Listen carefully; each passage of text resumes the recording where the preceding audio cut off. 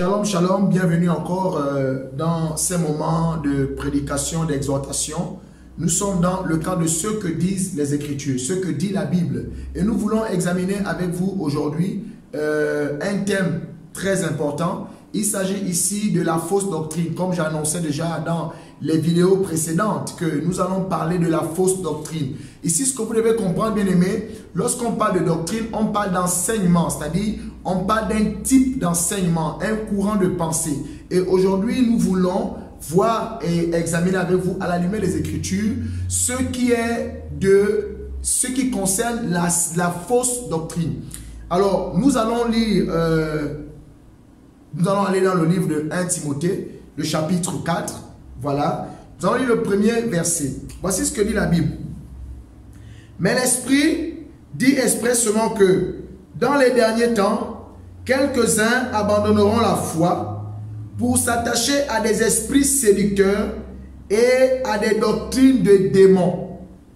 À des doctrines de démons. La Bible dit que dans les temps de la fin, il y aura beaucoup de ceux qui vont abandonner la foi. Certainement, Dieu parle ici des chrétiens, mais ils vont abandonner la foi. Ça veut dire qu'ils vont abandonner le droit chemin. Pourquoi? Pour s'attacher à des esprits séducteurs. Or, les esprits séducteurs, eux, leur rôle, c'est de véhiculer, comme la Bible nous dit ici, la doctrine des démons. Ça veut dire un enseignement démoniaque, un enseignement qui ne fait pas partie de l'enseignement de Christ. Parce que, bien aimé, nous devons savoir une chose. L'enseignement de Jésus, c'est ce que nous appelons l'évangile de vérité. L'évangile qui conduit les âmes au salut, les âmes à être sauvées. Voici la vraie doctrine. La vraie doctrine, c'est celle qui sauve ton âme. C'est celle qui te fait marcher dans les voies du Seigneur. C'est celle qui va t'enseigner à devenir un vrai disciple, un enfant de Dieu. Voici la vraie doctrine. La vraie doctrine, c'est celle qui enseigne la souffrance en tant que chrétien. La vraie doctrine, c'est celle qui enseigne et qui dit, celui qui veut me suivre doit renoncer à lui-même. Il se charge chaque jour de sa croix. Donc, il y a une croix à porter, bien aimé. Dans l'évangile de Christ, on n'est pas soustrait de la persécution, on n'est pas soustrait de la souffrance. Mais il y en a aujourd'hui, justement, qui ont mis à côté de cette doctrine, la doctrine des démons. Comme dit la Bible ici, c'est un enseignement démoniaque, un enseignement qui n'est pas pour le salut de vos âmes, un enseignement qui n'est pas biblique.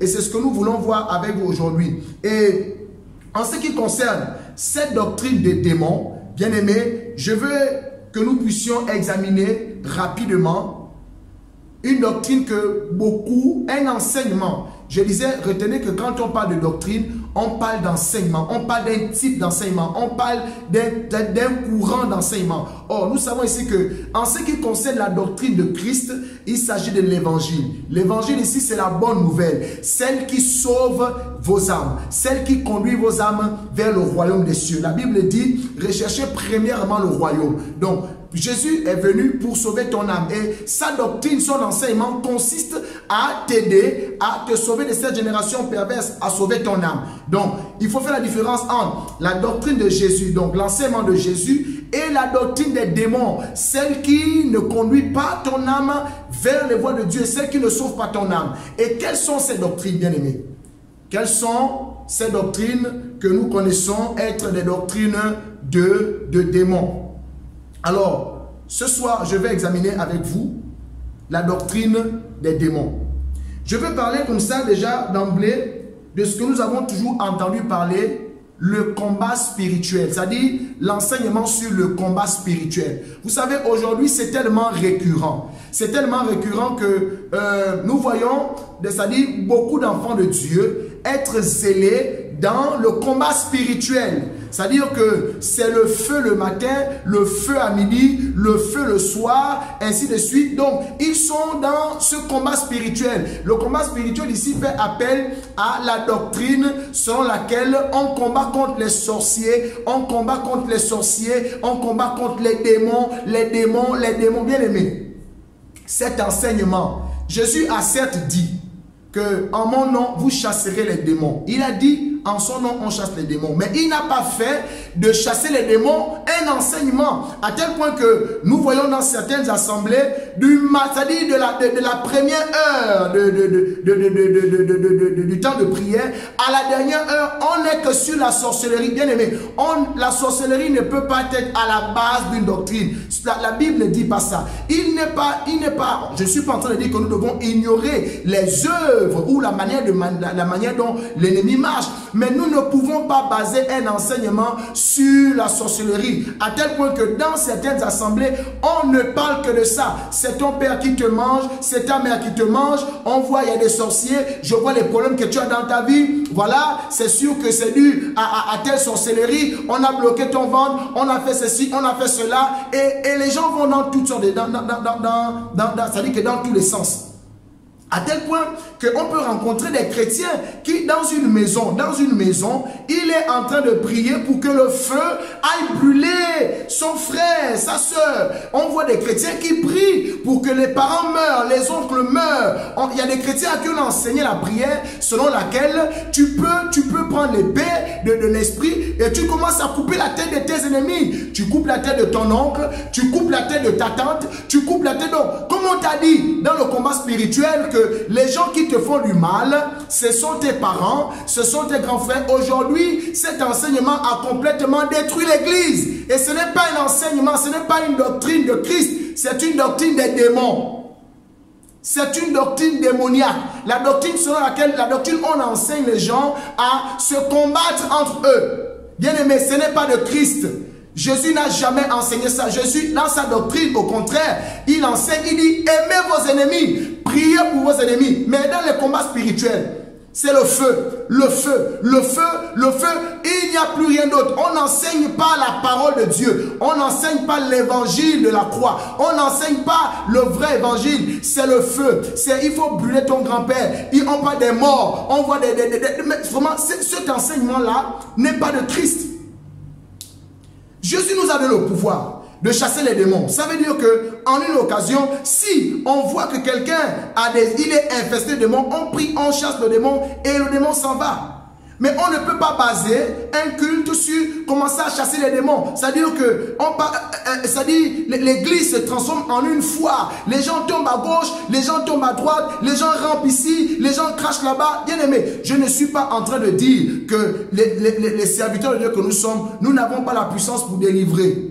Bien aimé, il peut arriver que nous puissions exercer la puissance de Dieu, le ministère, pour que les gens soient délivrés. Parce que la même parole de Dieu nous dit dans le livre de Luc 1, dans Luc 4 au verset 18, que l'Esprit du Seigneur est sur moi, car il m'a oint pour annoncer la bonne nouvelle aux malheureux, pour envoyer libre les captifs et apporter la délivrance aux prisonniers. Donc, Dieu n'est pas contre le fait qu'on prie pour quelqu'un pour qu'il soit délivré. Mais ce n'est pas une doctrine. On ne peut pas baser une assemblée sur le fait de chasser les démons, parler de la sorcellerie. Bien aimé, ce n'est pas biblique.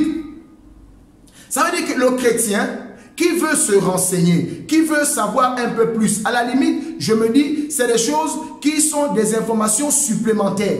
Parce que nous avons tellement à apprendre dans la doctrine de Christ. Tu n'as même pas encore fini d'examiner les Écritures. Tu n'as pas fini de méditer. Il y a certains là, tu ne connais même pas la parole de Dieu, mais tu te lances dans les combats spirituels. Tu t'attaques aux démons. Tu n'as même aucune autorité. Tu t'attaques aux démons. Et c'est comme ça que beaucoup de personnes sont surprises de savoir que leur vie est complètement combattue. Bien aimé, vous savez, la Bible nous dit, dans le livre des Actes des Apôtres, on nous parle des enfants d'un certain sacrificateur. Ils se sont amusés à aller chasser les démons. Alors le démon va leur dire, je connais Jésus, je sais qui est Paul, mais vous, qui êtes-vous? Et c'est comme ça qu'ils ont été laminés. Aujourd'hui, on voit beaucoup de chrétiens qui passent le temps dans l'appel de combat spirituel. Ta vie n'est pas affranchie, tu marches dans le péché, tu n'as pas donné réellement ta vie à Jésus. Mais c'est le combat spirituel qu'on t'apprend. On t'apprend à envoyer le feu. Le feu là te sort d'où? C'est quel feu tu envoies? Tu vas même provoquer des entités dont tu n'as même pas la capacité de résister. Et tu compliques ton problème. Et c'est comme ça que beaucoup de personnes se posent la question de savoir en disant, mais depuis que je prie, depuis que je combats, et pourtant tu pries. Mais bien aimé, la Bible dit, dans le livre de Jean 9, au verset 31, Dieu n'exauce point les pécheurs, mais celui-là qui fait sa volonté. C'est celui-là que Dieu exauce. Et le verset de Proverbe 28, au verset 9, nous dit, si quelqu'un détourne la loi pour quelqu'un de toute son oreille, pour ne pas entendre la loi, sa prière est une abomination.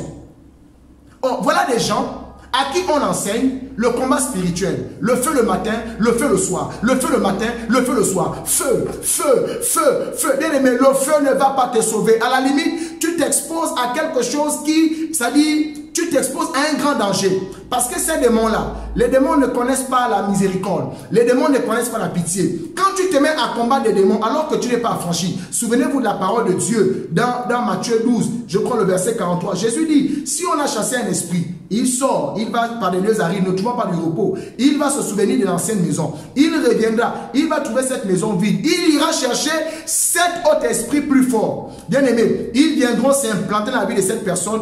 Et la Bible dit que la condition, la deuxième condition de cette personne sera pire que la première. Toi qui passes le temps à chasser les démons, à envoyer le feu. Tu vois le cafard, tu envoies le feu. Tu vois les rats, tu envoies le feu. Tu vois le moustique, tu envoies le feu. Tu vois même ton voisin, tu envoies le feu. Comment? C'est-à-dire que Dieu veut que les gens soient sauvés. Mais toi, tu passes le temps à prier pour que les gens de ta famille meurent. Pour que tes voisins meurent. Donc, Jésus là est venu seulement pour te sauver toi seul. C'est ce que Christ dit. La Bible ne dit pas ça. La Bible dit nous devons être remplis d'amour. La vraie doctrine enseigne l'amour, l'amour du prochain. La vraie doctrine ne te rend pas aigri. La vraie doctrine ne fait pas de toi un soldat de la haine, de la méchanceté. Et à cause de ces choses-là maintenant, tu détestes ton père, tu détestes ta mère. Comment un enfant de Dieu va être rempli de haine? Ce n'est pas biblique.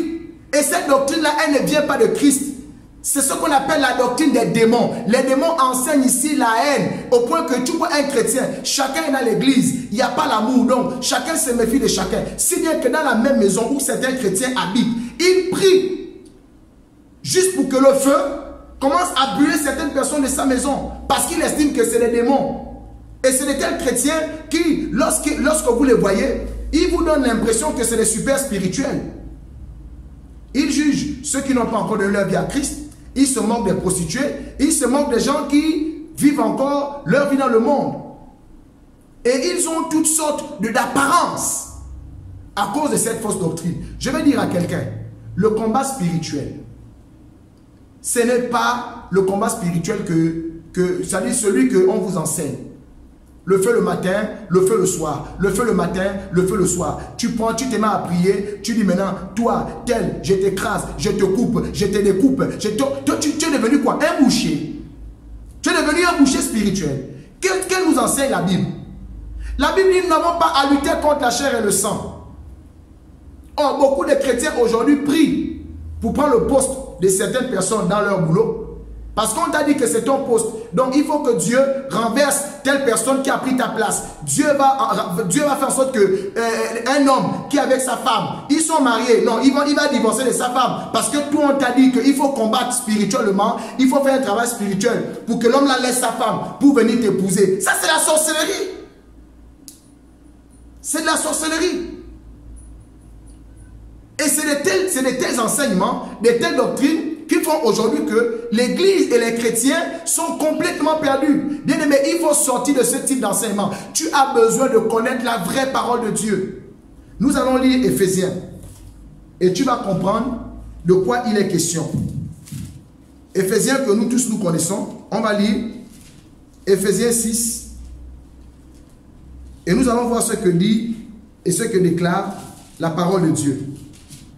Éphésiens 6 nous dit, à partir du verset 10, la Bible dit, au reste fortifiez-vous dans le Seigneur et par sa force toute puissante, revêtez-vous de toutes les armes de Dieu afin de pouvoir tenir ferme contre les ruses du diable. Car nous n'avons pas à lutter contre la chair et le sang, mais contre les dominations, contre les autorités, contre les princes de ce monde des ténèbres, contre les esprits méchants dans les lieux célestes. C'est pourquoi prenez toutes les armes de Dieu afin de pouvoir résister dans le mauvais jour et tenir ferme après avoir tout surmonté. La Bible dit les armes de Dieu. Mais bien aimé, c'est vrai, quand on parle d'une arme, on est sûr qu'on a le combat. Mais les armes, quelles sont les armes que Dieu dit? Quelles sont les armes que Dieu nous donne? Quelles sont les armes que Dieu nous donne? La Bible dit, au verset 14 d'Éphésiens 6, « Tenez donc ferme, ayez à vos reins la vérité pour ceinture. » La vérité pour ceinture, mettez, la Bible dit, « revêtez la cuirasse de la justice.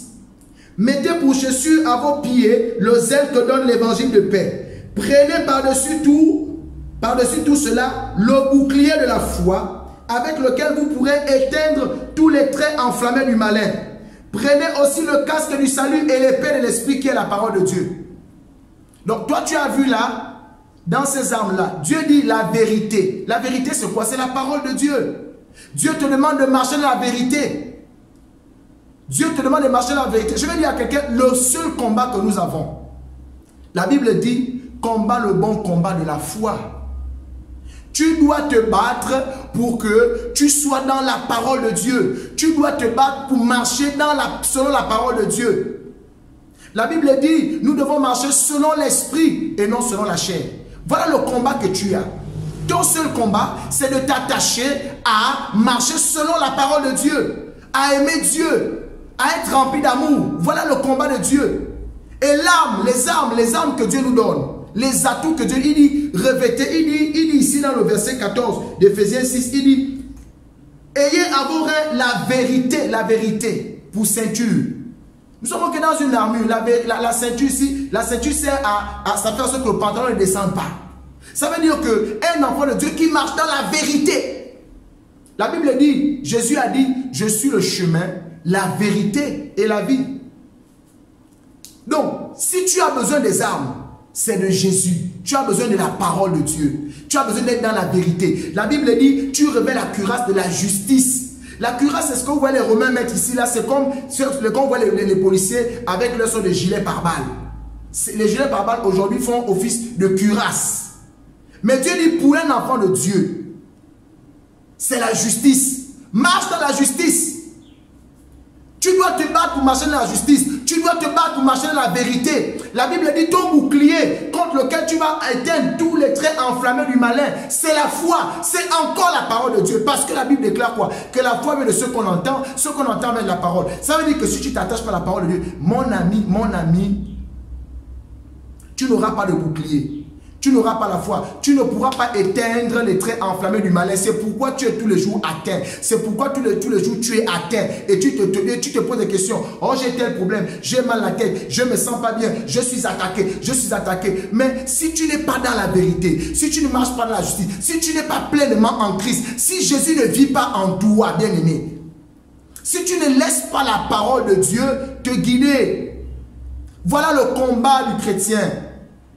Paul a dit à Timothée, combat le bon combat de la foi, saisis la vie éternelle. Ton seul combat, le vrai combat spirituel, c'est de saisir la vie éternelle en combattant le bon combat de la foi, c'est-à-dire à demeurer dans la parole. La Bible dit, gardez la parole de Dieu. C'est cette parole de Dieu qui va te faire marcher dans la vérité. C'est cette parole de Dieu qui va faire de toi quelqu'un qui marche dans la justice. C'est cette même parole de Dieu qui fera que quand l'ennemi va envoyer des mauvaises pensées contre toi, tu auras la foi pour dire comme Jésus a fait. Le diable lui a dit, jette-toi du haut de la falaise. Il est écrit qu'il ordonnera à ton sujet, à ses anges, de te porter sur leurs mains, de peur que ton pied ne heurte contre une pierre. Jésus lui a dit, il est aussi écrit, tu ne tenteras pas le Seigneur ton Dieu. Bien aimé, c'est cette foi-là dont Dieu parle. Et c'est cette foi qui sera ton bouclier. Chaque fois que l'ennemi viendra avec une fausse doctrine, tu sauras te défendre. Tu vas prendre la parole de Dieu pour te défendre. C'est pas le feu, le feu, le feu, le feu, le feu. Esprit de ceci, je te chasse. Non, bien aimé, tu ne peux pas tuer un esprit. Les esprits ne meurent pas. Tu vas te fatiguer. C'est pourquoi tu ne dors plus la nuit. Parce que cette doctrine des démons, cette fausse doctrine, elle construit en vous la peur. Tu es maintenant dans la peur. La Bible dit, Dieu ne vous a pas donné un esprit de timidité, un esprit de peur, mais un esprit qui vous rend libre, par lequel vous criez Abba Père. Tu es en paix. Un enfant de Dieu n'a pas peur des sorciers. Un enfant de Dieu ne peut pas avoir peur des démons. La Bible déclare, je vous ai donné le pouvoir de marcher sur les serpents, sur les scorpions et sur toute la puissance de l'ennemi. Et rien ne pourra vous nuire. Mais toi, dès que tu vois un cafard, tu vois un rat, tu vois ceci, c'est le feu, tu es paniqué. Allez, tu n'as même plus la voix. La voix est partie. Les cordes vocales sont cassées. Parce que la seule prière que tu connais, c'est la prière où tu cries. Même quand tu t'adresses à Dieu, tu te mets à crier. Tu cries pourquoi? Tu t'agites pourquoi? C'est un faux enseignement que tu as suivi. Cette doctrine-là ne vient pas de Christ. La doctrine de Christ, c'est la paix, c'est l'amour. Même quand les gens te feront du mal, Dieu te dit, il faut prier pour eux. Même quand tu sauras que ton père ou ta mère te fait ce qui n'est pas bien, Dieu te dit, il faut prier pour eux. Aujourd'hui, on voit des chrétiens qui prient pour tuer les membres de leur famille, qui prient pour tuer les voisins. Et quand quelqu'un décède, tu viens rendre témoignage. Et tu es content. Oh, je viens rendre grâce à Dieu. Après le programme de prière là, on est écrasé. L'homme de Dieu a dit, on prend le sel, on prend l'eau, on prend l'huile, on prend ceci, on prend cela, on prend la terre, on prend les cailloux. Je connais un servant de Dieu qui a dit, il faut ramasser le caillou de David. Hein? Le cœur de David, allez, tu vas lancer, ça va aller casser la tête de ton ennemi. Et voilà quelqu'un qui, après un temps comme ça, vient rendre témoignage. Oh oui, bien aimé, après que j'ai lancé le caillou de David, vraiment, j'ai mon grand-père qui est mort, j'ai mon oncle là qui est mort, j'ai mon grand frère qui est mort. Vraiment, alléluia, je rends grâce à Dieu de ce que j'ai été libéré. Toi, tu te réjouis de la mort de ton grand frère. Mais tu vas retrouver ton grand frère là-bas en enfer.